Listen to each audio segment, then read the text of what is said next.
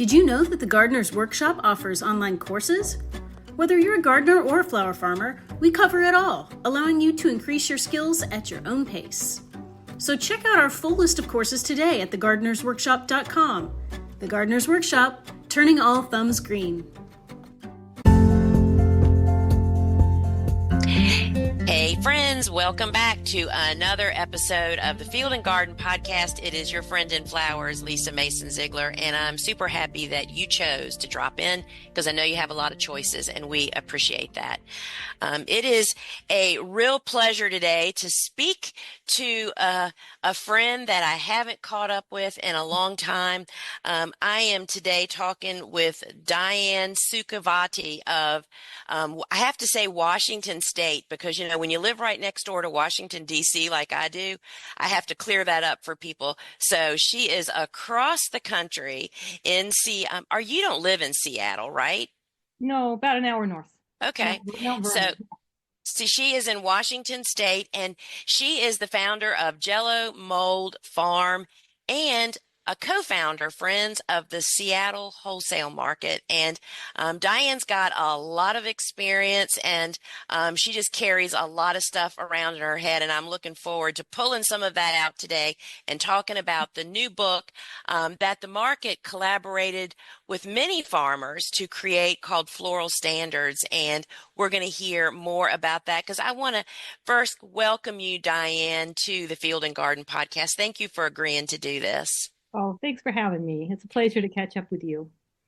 So Diane, for folks that may not be familiar, tell us just a little bit about kind of your business and how that Seattle wholesale market started, and how you came to be. Okay, in a nutshell. Because we go way back, because I knew you when I used to be on the board of the Association of Specialty Cut Flower Growers, and just starting out as a flower farmer, like so many people do, and try to figure out how to make a living doing this, and not so blessed as to have a trust fund to subsidize it. I needed to figure out how to actually make a living farming. I really wanted to. I was taken by the puzzle of it. And I have a hardworking husband named Dennis, who's also a creative being who tends to leap quickly. That's the other side of it. So, no, not too much trouble with that business plan. Let's just get right on with doing it. I think that's just something a lot of us farmers have in common. So jumped in and then went, holy moly, we are not going to make our living selling at the local farmers market doing this, not in our part of the world. And so we started planting things, and we were already vine gardeners. That's how we made our money to start our farm, was by estate gardening in Seattle. And so we had a lot of horticultural knowledge. And so when we came to this place, this beautiful piece of land in the Skagit Valley Delta, which is it's got some of the richest farmland in the world. And I know that circumstances happened in such a way that we happened to purchase a piece of ground that's about 7 acres with no rocks. Oh, wow. We were already middle-aged. I don't think we could have started it if it's like slightly sandy soil, it's beautiful growing ground. And we just started putting things in and experimenting and found our way. And then at a certain point we started selling, and we realized, oh gosh, farming is one thing and selling it is a whole nother job. And very difficult with, just a few number of hands, to be able to do it all. Right. And so we were immediately drawn to, and I think it's I think there's a lot of smarts and creativity amongst the flower farming community. And I see a lot of collectives starting up. There's always sort of a movement for that, because it makes so much sense. It's just, how do we get it to happen? Yes. So we were just so lucky as to be in an area that had a lot of really strong growers. And they already have the example of the Portland market, and that's been there for decades. There's a Portland growers market. And so we just sort of in the early, like 2011, I think it was, we started, 2010, we started talking about it in a meeting with different farmers, and decided, well, we could come together and do something like Portland does. And that's how the genesis of the Seattle market started, because there was nothing like that in Seattle. And it's a very different town than Portland. And right. The business has, it quickly took a different trajectory, just because, one of the ways the Portland and some of those other markets work is, even the San Francisco market, the LA market, they lease out space to growers, or that, it's a more of a real estate business almost, Right. So to speak. And we got grant funding through the USDA early on to hire a manager, and we don't own our property or anything. We don't have that investment, that asset, to work with. And so we figured we had to fairly quickly go to a different model, which was to collectively sell our products, which changed the game quite a bit. And so, it just sort of happened that it got a lot bigger than anybody thought it was going to get when we launched it, as things will with us farmers sometimes. And so then it was a scramble to see how can we survive this business, and how can we make it grow. And with basically, we started with almost no resources. So it was like hard, but we just scrambled and we got lucky and we worked really hard and we just kept learning through hard knocks. And, it didn't work for everyone. It was just keep the baby alive, hold it together for some of those first years. And there were some really strong growers in there holding it together. I was one of them, but there were quite a few. And at the beginning there, and it sort of people kind of stayed for a while, some of them and left, and some people stayed a long time, and some new people that were really strong came in, and it just kind of wove itself into this business that's now at a plateau of about 3 million a year gross. It's not all the member product that's sold. Because we have staff down there, we can buy and resell like California product, and we have consignment. So there are 19 members, but we also sell the products of, like 50, 60 other farms. Most of them in the U.S. A little tiny bit we buy off the Canadian auction, which is, you could really argue is local. It's only a couple hours drive from the market. So, that's the only place we buy outside the U.S. So it's still a local market and very focused on local when we have our product, but by buying in product from a little further away, Hawaii and California primarily, we're able to supply that market year round and keep our customers engaged. So that's how it allowed it to become this really kind of solid business that the florists don't have to remember and forget about every year, Exactly. Y'all are so smart to do that. I was so fortunate to visit your market back in 2018. I was on a book tour, and I connected with Deborah, and she and I and Joy from Johnny's actually made a little trip, and it was impressive, Diana. Diane, it was so different than, because I was imagining the stall thing, that people just lease space and put their flowers in. But the concept I thought was just so brilliant. And I'm one of the hugest fans of, I think, collectives or co-ops, whatever you want to call them. There's so many different models. I think that's really the future of flowers and being able to earn a living doing it potentially, to sell to commercial people. And my hat's off to you guys, because I know with all businesses, it is not all rainbows and unicorns, that it was a tough road for a lot of times. And and I know that you are a great puller through, and my hat's off to you. And I think it's a great market, and you've done a great thing. And anyway, us East Coasters talk about y'all as a model for people, because we get lots of questions about that, and through education. And we always say that's the place you start. Just start stalking them and seeing what it's about, and then go from there. So Diane, tell me the story of how this Floral Standards book came to fruition. How did that happen? So guilty as charged, Your Honor.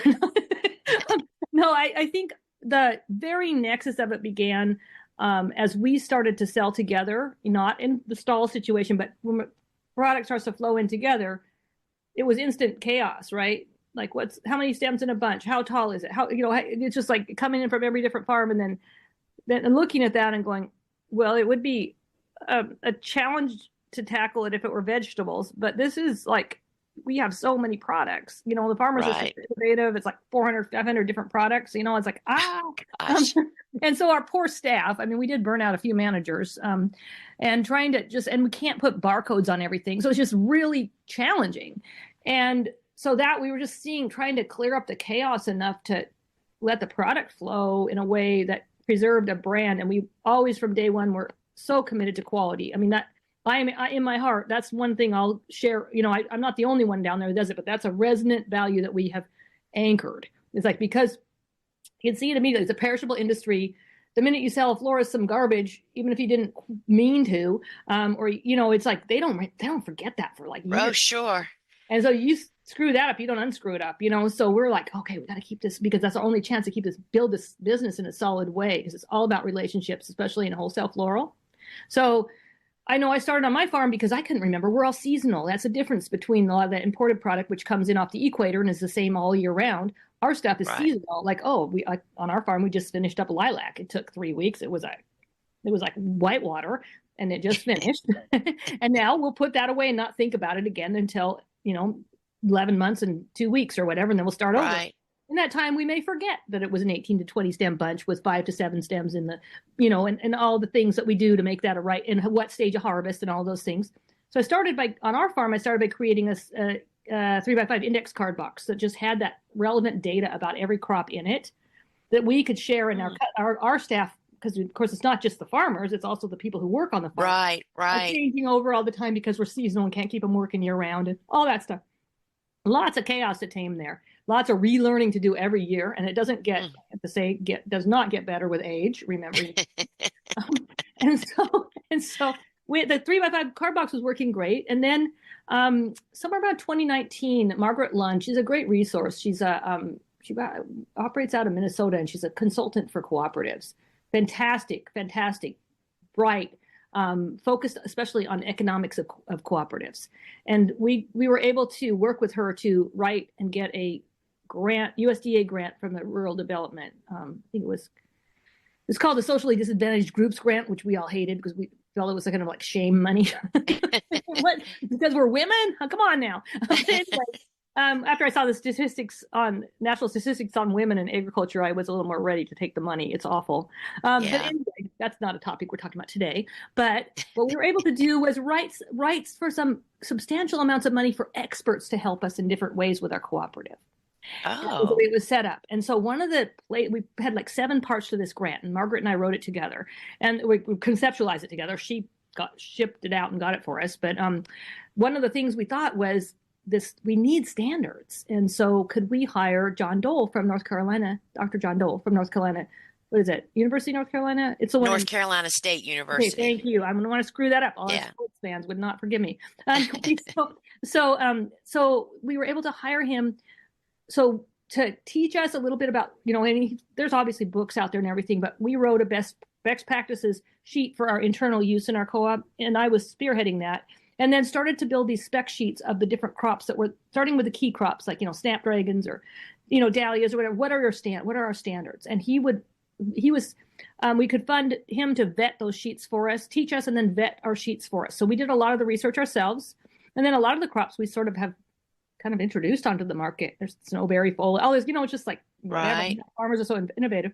So we started vase testing those things. And we created this series of spec sheets that were PDFs that we used in-house.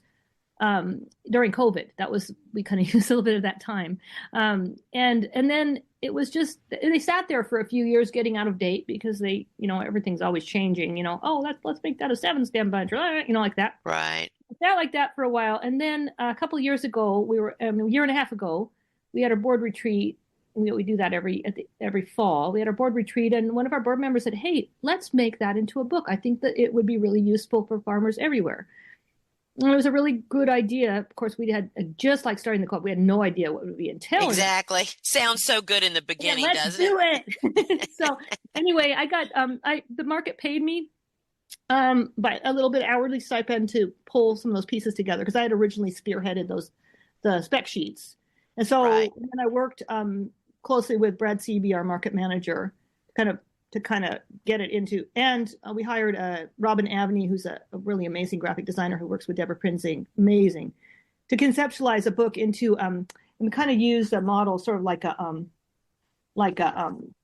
cookbook, so that each page has things organized in certain places so that it could be used internally by our farmers and our staff to say, okay, how many stems was that in the bunch? Well, you can go on the page and see where that is on every, it's in an organized way. Right. Also had information in there that would be a little more like you could go shopping for what new crops do I want to grow.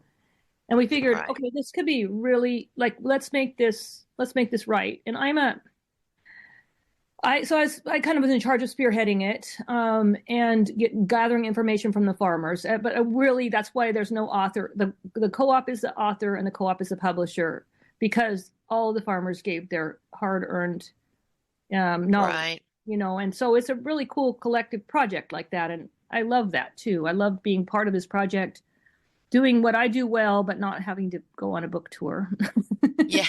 And it's so funny that in our company, SOPs, standard operating procedures, is such a key piece of success, I've learned. It's like if every task has an SOP, which now we make them on videos, you don't even have to read to see. I just watched one today that a team member brought to me and said, "Hey, I was showing how to wrap these bottles of liquid that have to be shipped." So, it's like this is how they get wrapped. And if you don't wrap them right, it's an explosive, wet idea, a problem, when it happens, right? And it sounds to me like you all created SOPs for every flower that was coming into the co-op. And I think that's brilliant that if you didn't know that, that's what we call that in the business industry is an SOP. And then you put it in a book with great information. And before I want you to kind of run through what's on a page about a given flower. But first, what I know that because you are flower farmers, you guys were experiencing the challenges on your own farm, and that really drove the need that you saw that other flower farmers would benefit from having this book, right? Well, yeah. When back in the early days of starting that co-op, I cannot tell you how many people said that's not possible. You're going to dissolve. You can't hold that many flower farmers together, and you can't make it go. And you can't, a lot of because people, you get into any collective situation, and it's just the group dynamics are right. so much it's more hard. complicated than just even a family farm, and so we just needed to be able to work together in a really good way. Remind me what you said, because I just forgot your question for a second. Remind me what the drive was for the need that y'all saw for the book.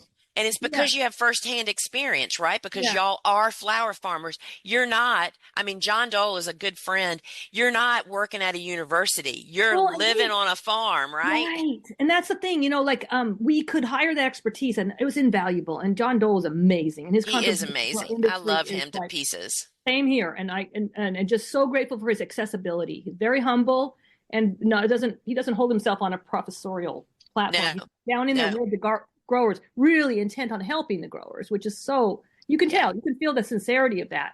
And so, because when you're doing, we did a lot of vase testing, because not everything, some of this stuff was nobody saw it in the industry before we started doing it. Right. We did the vase testing ourselves, and because we don't want to do that, we don't want to guinea pig our florists. That's not a good way to keep your business.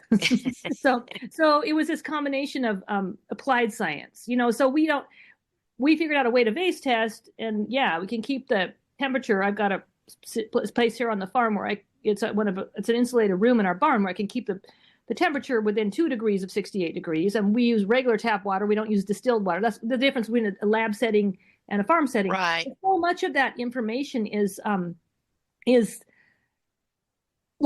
super useful if you can dial it into 85%. You don't have to get to that precision lab level to get a lot of useful information. It's true. 70% is good enough. Somewhere in there, 70 to 85. Yeah. So there's 230 flowers featured in this book, some of which, as you're expressing, are flowers that I didn't really know about. And I think that's a real discovery for people that are going to get their hands on this book. Yeah, and I hate to break it to you, Lisa, but there's a lot of them that aren't in there still. I gotcha. I brought my copy, and it's got all these notes of what's going to go in the next edition already. I think it might be infinite. It's definitely limitless. For sure. So run us through what are the different pieces of information that are on a feature page? What is it that you're telling us about the flowers? Okay, so I'll start with Abelia. That's a good one. Do you want me to hold my book up and do this? Sure. If anybody's watching this on YouTube, But it's also being listened to as a podcast, so I'll do it both ways. So each page has at the top the name, and it might be interesting to note there. Here we've got Abelia, which is a Latin name, because everyone kind of knows, not everyone, but Abelia is a crop that's referred to as Abelia in the trade. But there are other things where we used a common name, and it won't be italicized, but it'll be right up there in caps the same way. A good example would be stock. the Latin name for stock is Matiola, and nobody, I've done queries at like when I'm doing speaking gigs, and in a room of 100, 2 people will raise their hand and know what Matiola is, you know.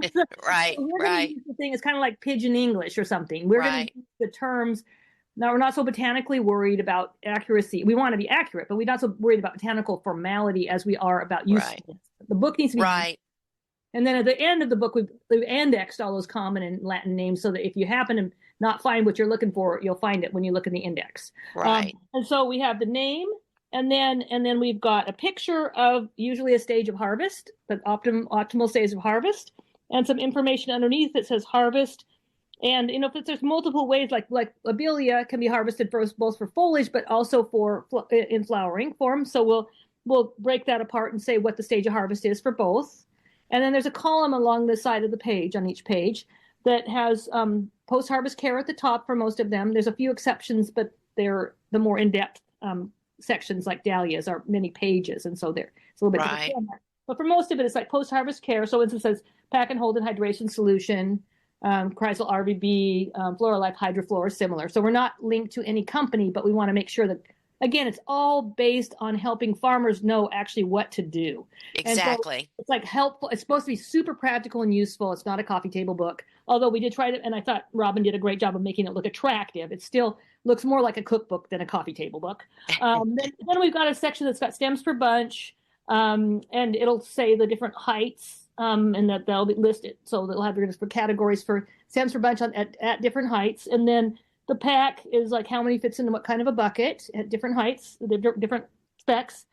And then we have grocery specs for some of our products in the co-op. So it'll have grocery specs if we sell them. Sometimes we'll sell a bunchlet or whatever. We'll have that in there. And then expected base life, super important. Yes. So Abelia, 7 to 10 days. You know, so of course, expected base life at room temperature if you're harvesting at the recommended harvest stage. So that's Right. all ties together. And then we've got this section called recommended varieties for cutting. And that, no, you do have to say that we're in the Pacific Northwest and our climate's probably different than what you experience there where you are. And so not all of that translates, but a fair bit of it does. Right. I would think that something like Lysianthus, you might want to be talking to your bulb rep or, you know, your seed producer or whoever you're going to shop for your starts on Lysianthus, and you might want to talk to them about what's the best Lizzie for you in your climate. But for the most part, the recommended varieties is pretty universal, we found. We've been showing this around to different people, and it's like enough useful information even there. Some of it you have to translate. But we had this puzzle. We were like, okay, do we want to make this all things for everybody? No, what we know is our own area. And actually, Washington and Oregon has enough diversity of climate that it is pretty, you know, the difference between what's growing on our farm right now and what's growing at Charles Little in Eugene, Oregon there's a fair difference in that. So those are microclimates and, you know, a fair bit of latitude. Right. You know, so there's that. And then at the very end, we've got shipping notes. And some this on Lobelia, it says no data, but a lot of things we've tested or else we know because we're ordering the product in from California. Can you dry pack ship it can you ship it out of water for like 30 hours? Can you put it on a plane and send it to a regional airport? You know, can you get it to Nevada or, you know, or even across the country, you know, and so we did some base trials for that as well. So we collecting this data also so that our market can start to do shipping when it makes sense outside the area, you know, too. So there's all this kind of thinking involved in it. That's the basic components. And of course, other growers outside of the co-op and outside of our region are in the same boat we are. They're trying to sell their products. So this makes sense to share. And I think in the heart of it, I think farmers hate waste. And so I saw in the industry, and from the very beginning, when I started being a farmer, I saw this. Everyone takes a running start and smacks into a wall trying to make a living doing this trade. I mean, it's just really difficult to make a living flower farming on a small piece of property. Like, could we make that a little better for the next generation? Could we build a little platform and then not start at ground zero every single time? You know, it's like, so we felt like this book it's a really good start on, and ideally is functioning very well in our co-ops. Ideally, it's also working that way for other growers around the world, actually. But at the same time, this is not the be all end all. I mean, you can see all my notes in here. There's work in progress, especially in the recommended varieties section, which of course there's always new breeders, new things, and we're always interested in those new things. Of course. Yes. And, you know, I think something that people need to understand, this book is all about from cutting it forward. This has no growing information other than perhaps variety selection opportunities, right? Yeah. Okay. So tell me this, because I know this was hard. I know that in my last book, I sent in my manuscript knowing it was because, when you do it for a publisher, they tell you how many pages, how many words, how many images you can have for the whole book. And then you have to put the puzzle together. Well, I knew when I submitted it, I was a little defiant. I knew that it was more than would fit in the book, and unbelievable, they gave me more pages. Couldn't believe it, actually. But we still couldn't fit them all. So how did you all come to the conclusion of which flowers to include in the book? Well, I think Brad, our manager, was really helpful with that. I mean, we have data, we have sales data. We know what, well, and anecdotal data from selling these products. We know which ones. We have our top crops. We have a lot of, we've been selling for a while, so we know. Right. First step was let's put out 80% of the fire. Let's grab the big chunk, low hanging fruit chaos. And then it was like, well, which things should go and which shouldn't, and we would weigh them, and it had to do with, is there volume sales now? Is there potential for the future? I know we put a section in there on conifers, and it's like about 10 or 12 pages of conifers, and we put that in there because conifers are traditionally like a Christmas item or a holiday item, and it's like, well, that's actually, and I love our innovative, I mean, there's so much creativity. I mean, we always say down there, we're as growers and sellers of product, we're like supplying, they're art supplies, right? Perishable art supplies. And the florists are always trying something new. And so you'll see conifers showing up at different times of the year, and it's like, they're part of the plant world. And so, but no one ever delineated, well, this one or that one, or how many different, just like everything else, the people have been breeding all kinds of really cool conifers, and some are better than others, and for cuts. And so we were able to capture a bunch of that. And so it was basically looking at how to best tame the chaos in our market and help us to grow and be stronger in the industry. And then by sharing it, help the industry be stronger, because you could have that fear, like, oh, that somebody's going to take my business away or whatever. And it's like not always an even, supply and demand can be kind of a rough game at times. But ultimately, I have found, and it's just hard sometimes to calm your own fears, but it's like, if you help the whole industry, you help yourself. It never depletes. It always adds. And because you build a market, and then the market can be shared by all. And then ideally people respect that quality standard. So we felt like by sharing this information in here, even though some people may directly even compete against our market with this information, ultimately it will make everybody's situation better. I totally agree with you on that. I am embrace, I don't even call them competition, even though I know it is scary to face potentially somebody right in your own backyard, but working and coming together. And I think I have found, in general, the flower farming, cut flower professional group of people is we tend to work together. I mean, we're a good group of people, and that makes me want to ask you, Diana, what was it like working with a group of flower farmers on this project? Can I answer you honestly? Please do. We're always about transparency here, girl. I love it. Well, I mean, what was it that somebody used to say about is like herding a wheelbarrow full of frogs? No, our farmers are great, but they're all like, I am a farmer. We're not sitting still very often. Yeah. And we're not necessarily the best at thinking about communicating what we know, but then super generous hearts, and so you just have to nail it down, and then people were awesome. So like a good example is, and this is part of the gold that's in this book, in my opinion, is dahlias are, do you grow dahlias where you are? I can, yes. You can, or people do. And yes. And we have a great growing climate here in the Pacific Northwest for dahlias. So because we get those cool-ish summers that allow them to keep going all into the fall.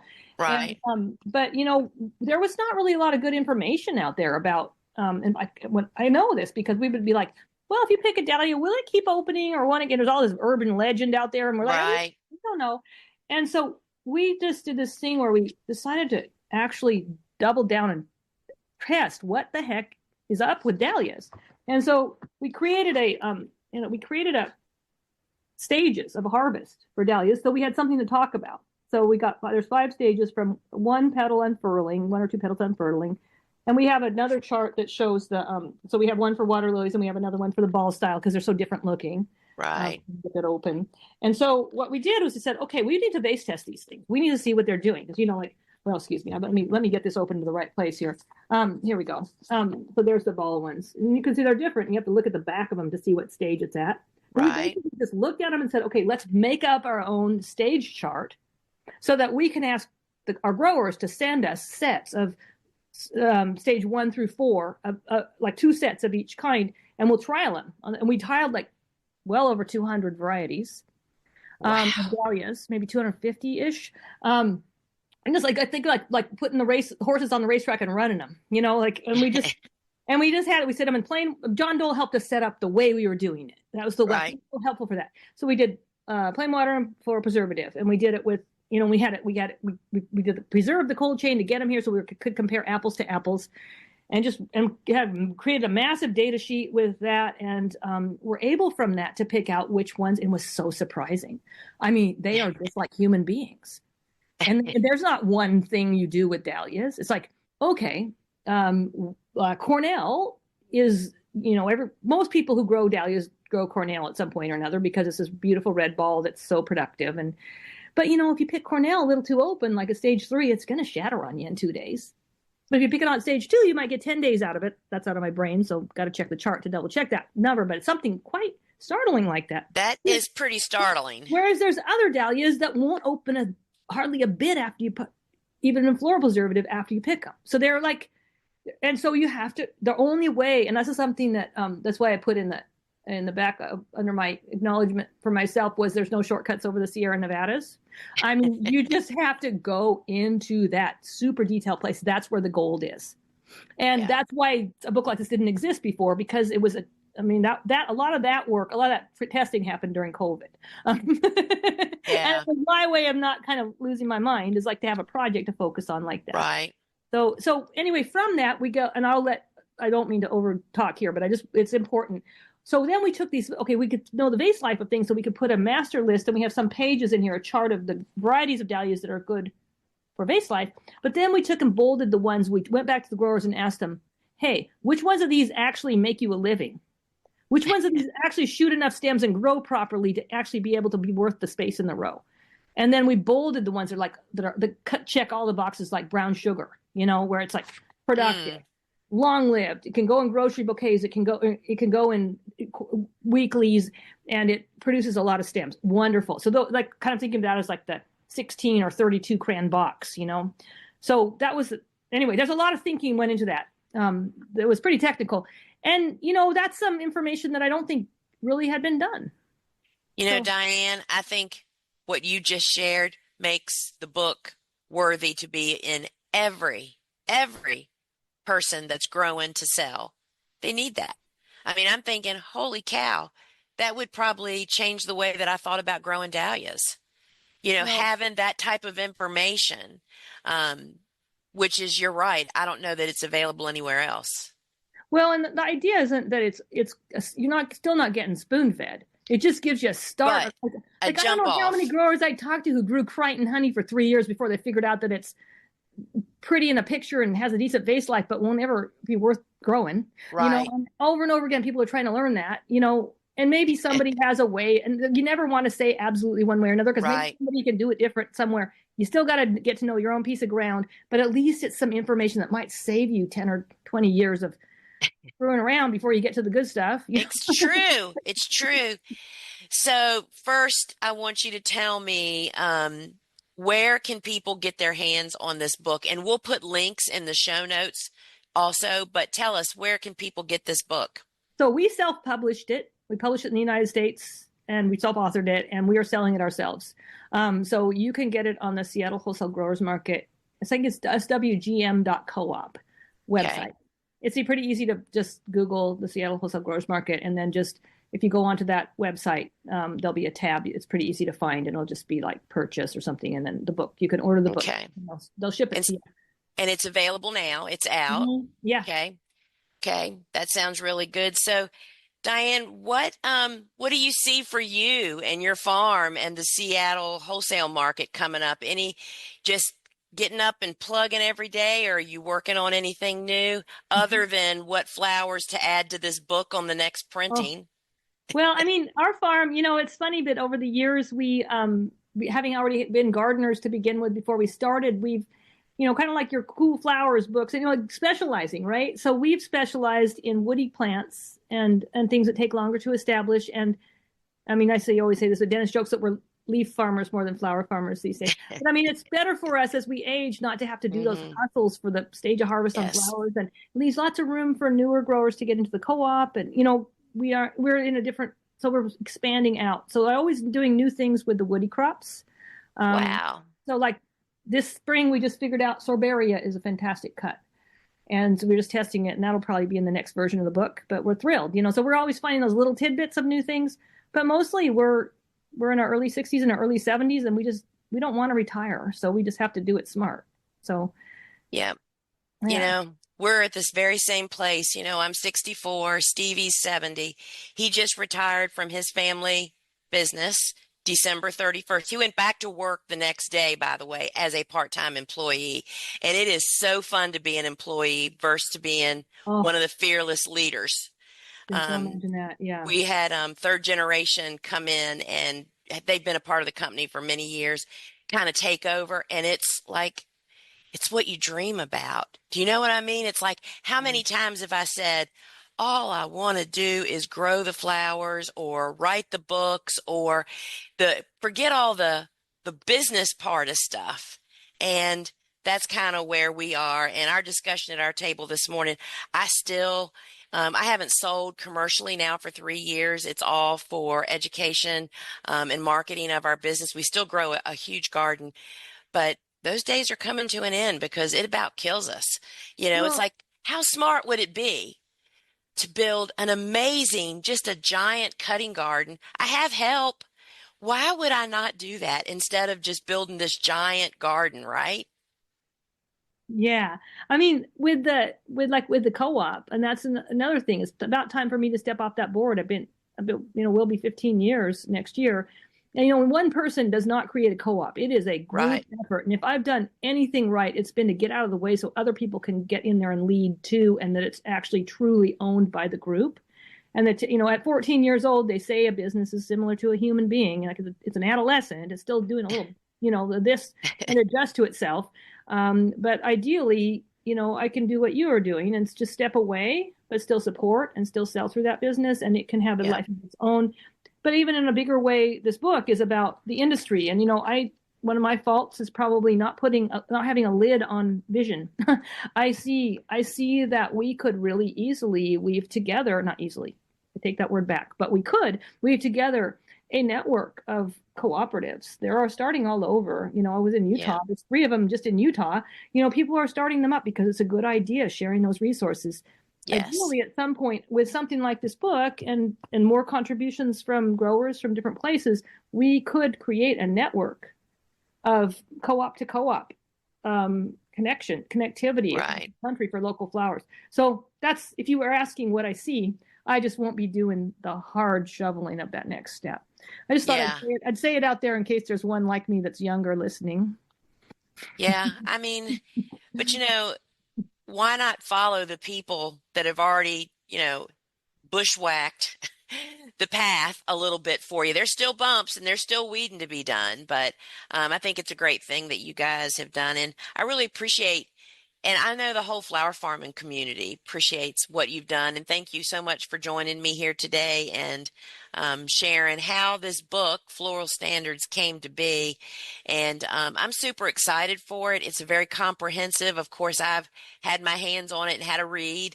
And I just think it's going to be incredibly beneficial, especially when it's written by flower farmers, basically for flower farmers. It's a great resource. Um, any final takeaways that you'd like to add before we sign off? Just that we're humble about it because we're just people farming, like there are so many of, and so many have come before us and will come after us. And if somebody out there's got a great idea for something that needs to be in the book or something we didn't get quite right or whatever, just email me. Just go to Jello Mold Farm website and hit contact us, and you'll catch me and let me know, because it'll make our book better next time around. And know that we have a $79.95 price tag on this thing. Yeah, just know that there are so many hours in this book that's why we had to charge that money for it. We're not making a killing. We're trying to improve our industry with this work that we've done as a group of farmers. Yeah. So. And printing in the USA. That makes a big difference. So keeping the money at home. And all right, Diane. Well, I really appreciate you joining me here. And I just encourage listeners to check out the book. And, $80 sounds like maybe a lot of money for a book. But when you think about what that book will do for your business, once again, which you've heard me say more than once, that's like a BB in the Astrodome to what the possibility. I mean, it is. That's true, right? So, Diana, thank you so much for joining me here. And friends, remember that we call home base thegardenersworkshop.com, which you'll find everything we offer there.